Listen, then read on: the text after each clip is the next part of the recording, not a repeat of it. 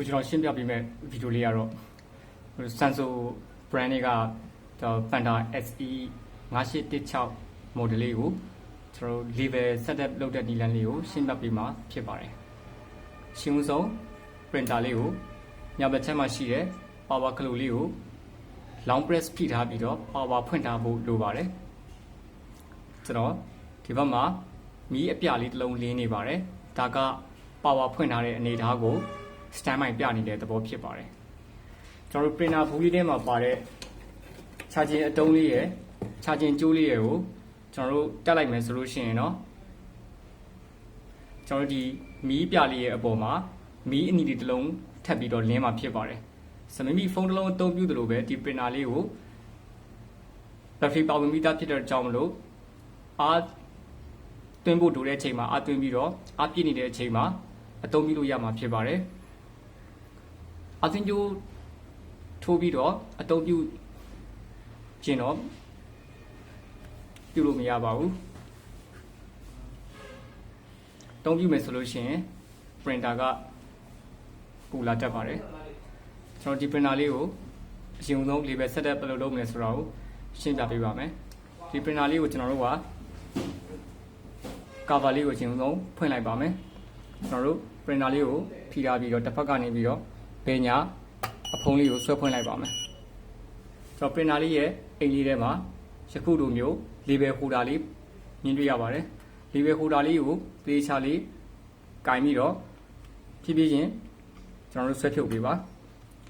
label holder လေးမှာအလဲဥလိုင်းလေးပါပါတယ်တစ်ဖက်က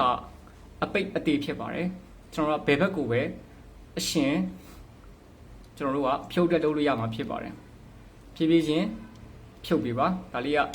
အလဲဥလေးကနည်းနည်းလေးပြော့တဲ့ခါကျတော့မတော်တဆကျိုးတက်ပါတယ်သတိထားပြီးတော့တက်ဖို့လိုပါတယ်ကျွန်တော်တို့ label လေးကလေး printer လေးလိုပါလာတဲ့ sample အလေးကလေးကိုကျွန်တော်တက်ဆင်ပေးပါမယ် label လေးကလေးတွေမှာယခုလိုမျိုး label tag တိတိလေးတွေနဲ့ကတ်ထားတာတွေရှိပါတယ်မိမိရဲ့ label sticker ပေါ်မှာအနှဲငယ်ကော်တွေပေးနေတာဆိုလို့ရှိရင်အဲ့ label sticker ကိုကြော်လိုက်ပါ label sticker ကိုမသုံးပါနဲ့အဲ့ label sticker မှာရှိတဲ့ပေးနေတဲ့ကော်လေးတွေက printer ရဲ့ head ကိုထိရောက်မှုရှိပါတယ်တက်ရောက်မှုရှိပါတယ်ဒါကြောင့်မလို့ printer head ကို copy လို့မရပါဘူးကျွန်တော်ဒီ label လေးကိုဒီ holder လေးနဲ့အရင်ဆုံးတက်လိုက်ပါမယ်တက်တဲ့ချိန်မှာလည်းသူ့ရဲ့ direction လာရသည်ယခုကျွန်တော်ပြတဲ့ပုံစံဒီတိုင်းထားလို့အဆင်မပြေပါဘူး printer head ဒီ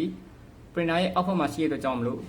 label ဒီယခုလိုမျိုးအောက်ဘက်ကနေပြီးတော့လာပေးရမှာဖြစ်ပါတယ် label sticker ဒီအောက်ဘက်ကနေပြီးတော့အပြင်ကိုထွက်မှာဖြစ်ပါတယ် label sticker ဒီအောက်ဘက်ကနေပြီးတော့အပြင်ကိုထွက်မှာဖြစ်ပါတယ်ဒီကျွန်တော်တို့ရဲ့ label holder လေးကိုအဖုံးလေးပြန်ဖုံးလိုက်ပါမယ်အဖုံးလေးကိုဖုံးတဲ့အချိန်မှာအဖုံးလေးကဖြည်းဖြည်းချင်းတောက်ကိုလှည့်ပြီးတော့တက်ကြည့်ပေးပါအဝင်ဝင်ရဖြစ်တယ်ဆိုလို့ရှိရင်တောက်လေးကကျသွားပါလိမ့်မယ်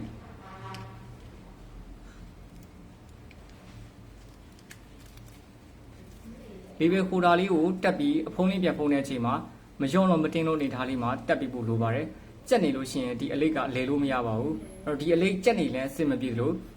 ခြောင်နေလို့ရှိရင်လည်းအဆင်မပြေပါဘူးဒါကြောင့်မလို့ကျွန်တော်တို့မလျော့တော့မတင်းလို့အနေထားလေးမှာအဖုံးလေးကိုဖုံးပေးပါပြီးရင်လက်နဲ့အနှဲငယ်လှည့်ကြည့်လို့ရပါတယ်ကျွန်တော်တို့ယခုလိုမျိုးအဆင့်တွေပြီးပြီဆိုရင်တော့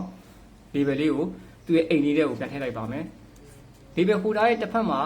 တောက်တေးသေးလေးဖြစ်ပြီးတော့ label holder ရဲ့တစ်ဖက်မှာတောက်ကအနှဲငယ်ကြီးပါတယ်သူတို့နှစ်ဖက်ကလည်းမှားထည့်လို့လည်းမရသလို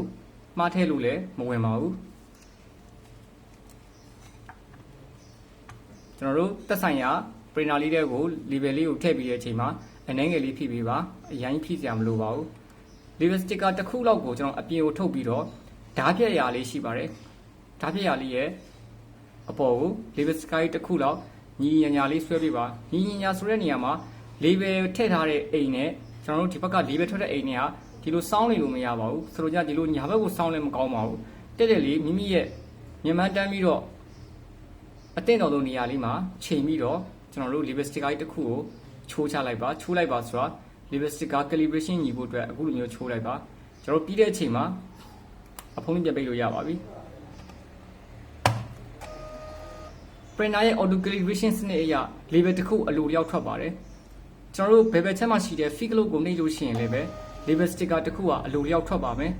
label sticker တစ်ခုအလိုလျောက်မထွက်ဘူးဆိုလို့ရှိရင်ဒါ calibration မညီဘူးလို့ပြောပြီးတော့ကျွန်တော်တို့ရဲ့ print command တွေကိုမှန်မှန်ကန်ကန်ထုတ်မပေးနိုင်ပါဘူးဟုတ်ကဲ့ပါဒါဆိုရင်အခုချိန်မှာတော့မိမိတို့ရဲ့သက်ဆိုင်ရာဖုန်းကနေတက်ဆင့် software နဲ့ချိတ်ဆက်ပြီးတော့ print ထုတ်လို့ရပါပြီဟုတ်ကဲ့ကျေးဇူးတင်ပါတယ်